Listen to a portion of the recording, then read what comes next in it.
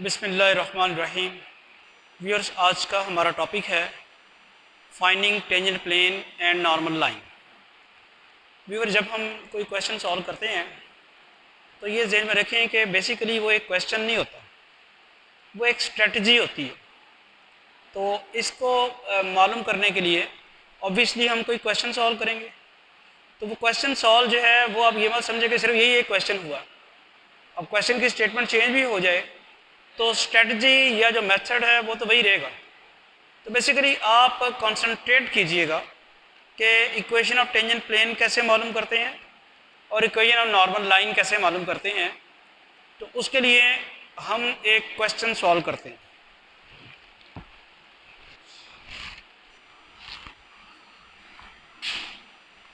Page number 215 के ऊपर example number 2 है, find the equation of the tangent plane and the normal line to the surface z is equal to x square plus y square at point -215। तो ये हमारे पास ये कोई surface है और आपने इक्वेशन ऑफ टेंजेंट प्लेन और नॉर्मल लाइन मालूम करनी है। इस क्वेश्चन को सॉल्व करते हुए हम बेसिकली वो स्ट्रेटजी भी देख लेंगे कि किस तरह से आपने इक्वेशन ऑफ टेंजेंट प्लेन और नॉर्मल लाइन मालूम करनी होती है। बेसिकली बात ये है कि ये फ़र्ज़ करें सरफेस है, इसके इस पॉइंट के ऊपर आपने नॉर्मल लाइन और टेंजेंट प्लेन की इक्वेशन मालूम करनी है। Plane basically two dimensional space है, यानी इस पॉइंट से पास करता हुआ प्लेन, इसकी इक्वेशन और फिर ये नॉर्मल लाइन और ये क्या है, टेंजेंट प्लेन।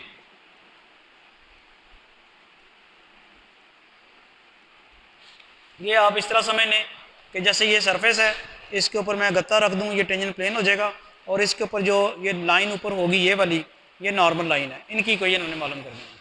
अब याद होगा आपको कि किसी सरफेस के ऊपर जब हम मालूम करते हैं, जो ये बेसिकली टेंजेंट प्लेन जो है ये इसको टच करता हुआ गुजर रहा होगा,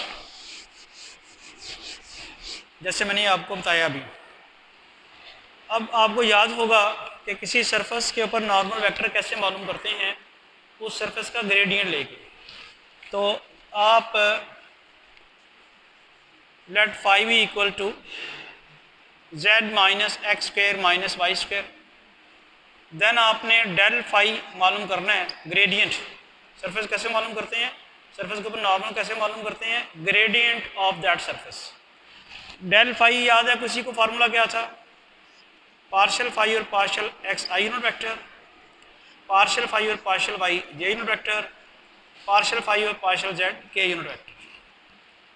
तो पार्शियल और पार्शियल एक्स फाई क्या है, Z minus x square minus Y square I unit vector, plus partial और partial Y Z minus x square minus Y square J unit vector, and plus partial और partial Z minus x square minus Y square K unit vector.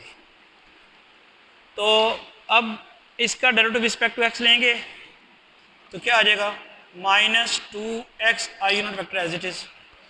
इसका derivative respect to y लेंगे, -2y जे unit vector.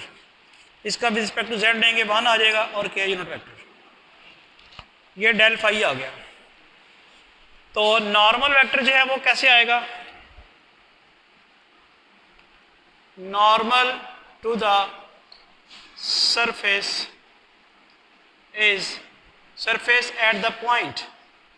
Point कौन सा था, जिसके coordinates हैं p2 p-2 1 5 is, वो जो डेल फाई आपने मालूम किया है उस पे पॉइंट p लाई करवा देना। आप x की जगह क्या पुट करना है जी, -2, और y की जगह क्या पुट करना है, और z की जगह, z तो है ही नहीं है तो वो k एज इट इज रहेगा। देखें इसमें z नहीं आया तो k आपके पास एज इट इज रहेगा, k यूनिट वेक्टर। इसकी कैलकुलेशन कर लेते हैं, 4i - 2j प्लस k, ठीक है, नॉर्मल वेक्टर आ गया। अब इक्वेशन ऑफ टेंजेंट प्लेन जो है वो देखें क्या होगी। इक्वेशन ऑफ टेंजेंट प्लेन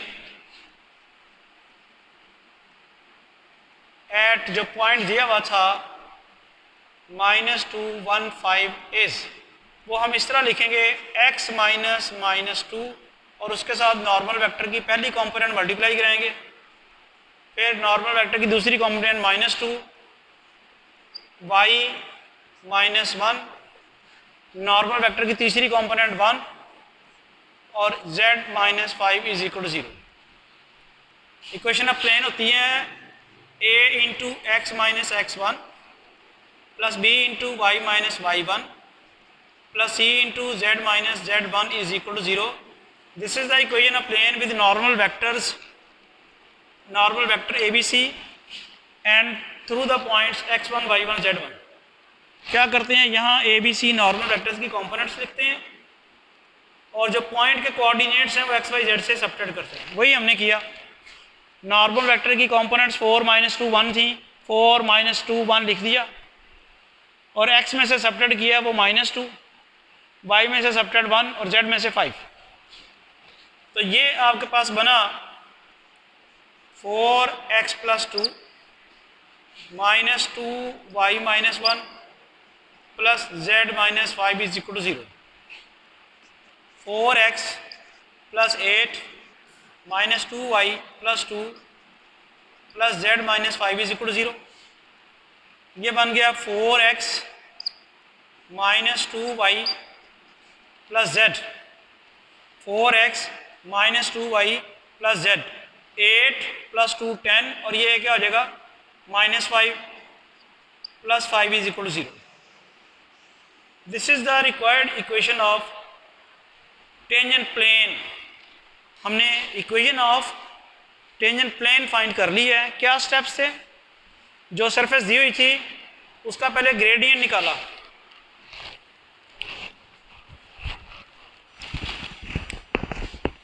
जी जो सरफेस दी हुई थी उसको फाई के बराबर सपोज करके उसका ग्रेडियंट निकाला, उसके बाद उसके ऊपर पॉइंट लाई करवाया, ये नॉर्मल टू द प्लेन हो गया। टेंजेंट प्लेन के जो नॉर्मल वेक्टर है ये बन गया। बेसिकली ये normal vector to the surface है। तो जो जैसे ये सरफेस बताइए उसके ऊपर जो प्लेन है ये भी सरफेस को टच करके जाता है, तो जो चीज़ सरफेस के ऊपर नॉर्मल होगी वो इस प्लेन के ऊपर भी नॉर्मल होगा। और प्लेन जो है वो क्या है, उसका नॉर्मल वेक्टर जैसे मालूम हो गया तो ये वाला फार्मूला लगा के हमने उसकी इक्वेशन मालूम कर ली। Finally equation of normal line, यानी ये जो सरफेस थी इसके ऊपर जो प्लेन था इसके ऊपर जो नॉर्मल वेक्टर है ये आया, नॉर्मल लाइन जो बनी नॉर्मल वेक्टर के पैरेलल, उसकी इक्वेशन मालूम करनी है स्ट्रेट लाइन की। उसके लिए आप ज़रा उसका फार्मूला देख लें, equation of line passing through a point. Point फिर यहाँ पे भी वही है जिसके कोऑर्डिनेट्स हैं -2 1 5। तो अब आप यहाँ पे क्या लिखेंगे,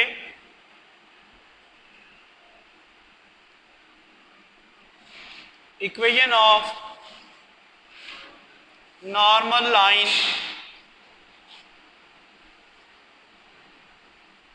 थ्रू पॉइंट जो दिया हुआ है -2 1 5 इज क्या होगी, वो इक्वेशन ऑफ लाइन जो है वो ज़रा बता दूँ आपको, x - x1 over a plus y - y1 over b plus z - z1 over c। Plane में आपके पास नॉर्मल वेक्टर्स मल्टीप्लाई होते हैं और यहाँ पे लाइन में जो उसका जो डायरेक्शन रेशोज हैं वो हम इसको इस फॉर्म में लिखते हैं। यानी ये चूँकि लाइन जो है नॉर्मल वेक्टर के पैरेलल है तो लाइन की जो डायरेक्शन रेशोज हैं वो नॉर्मल वेक्टर बन जाएगा। जो स्ट्रेट लाइन का नॉर्मल वेक्टर है वो जो प्लेन के ऊपर, जो टेंजेंट प्लेन के ऊपर जो नॉर्मल वेक्टर है वो स्ट्रेट लाइन के पैरेलल होगा और वो नॉर्मल वेक्टर जो है स्ट्रेट लाइन की डायरेक्शन रेशो बन जाएंगी और इस तरह से हम लिखेंगे वो।